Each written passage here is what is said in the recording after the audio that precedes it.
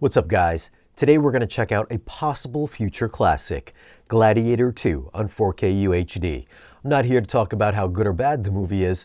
I'm just going to share some thoughts on the audio and video quality. Now let's go over a few tech specs. The movie was shot in 4.5K. It's got a 4K DI. It's rated R.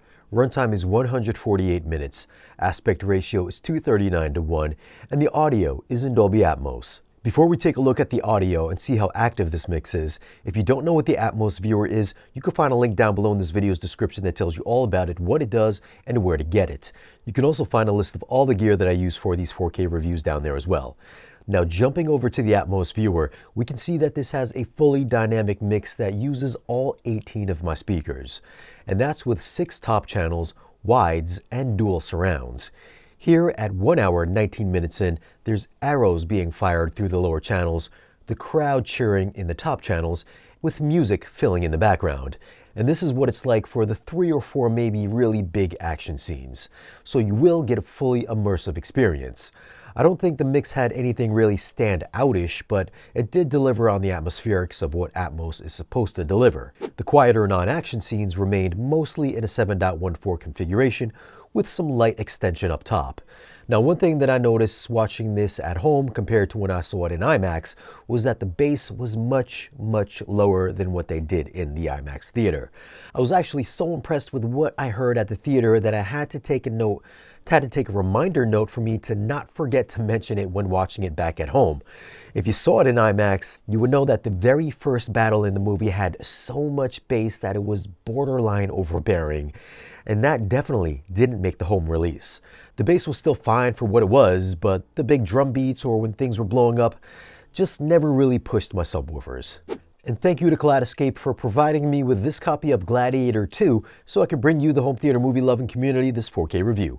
Now, if you want to get your movies weeks and sometimes months before they come out on 4K Blu-ray in the same, if not better quality, consider getting a Kaleidoscape at our channel partner, Dream Media. Links can be found down below in this video's description. Video quality wise, this is the total opposite of what the original Gladiator looked like.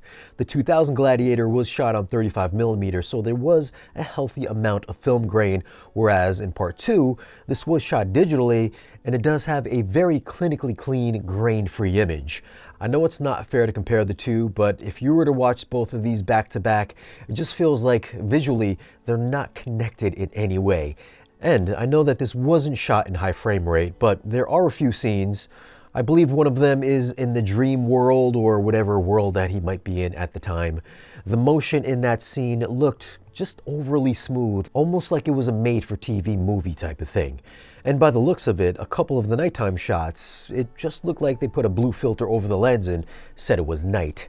And I know this has nothing to do with how good the 4K transfer looks, because it's clearly a very specific aesthetic they were going for, but I just felt that the overly digital look just took me out of the movie and just gave it a somewhat artificial feel.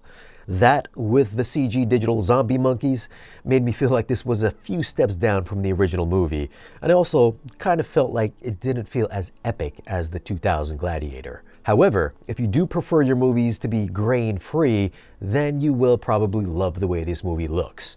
Now, the aforementioned digital monkeys and the other CGI creatures were rendered, I wouldn't say picture-perfect real, but they did look highly detailed for sure. The overall image is just brimming with fine textures, whether it's from the close-up shots, costume design, or the set pieces. So this isn't going to disappoint you in the 4K detail department.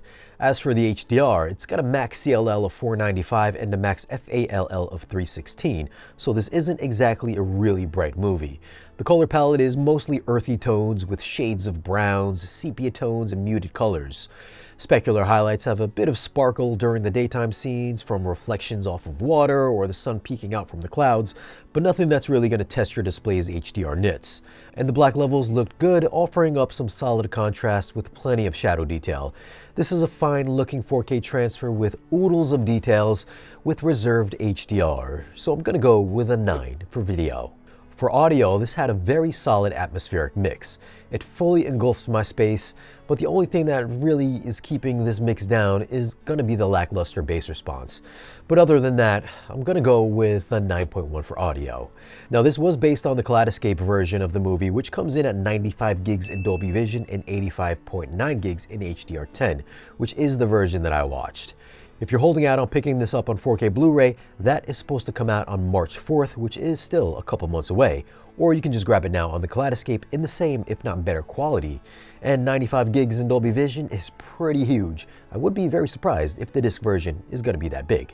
So what are your thoughts on Gladiator 2? Have you seen it, and do you think it's as good as the first one? Or are you not entertained? Leave a comment and let me know. Now, if you do want to grab this movie, I will leave some links for it down below in this video's description. As always, guys, thanks for watching. If you want, you could follow us on social media, or if you want to support the channel and get exclusive content or great discounts on audio and video gear, then stop by our Patreon page. Be sure to like this video if you found it useful and subscribe if you haven't already. And I'll see you again in the next one.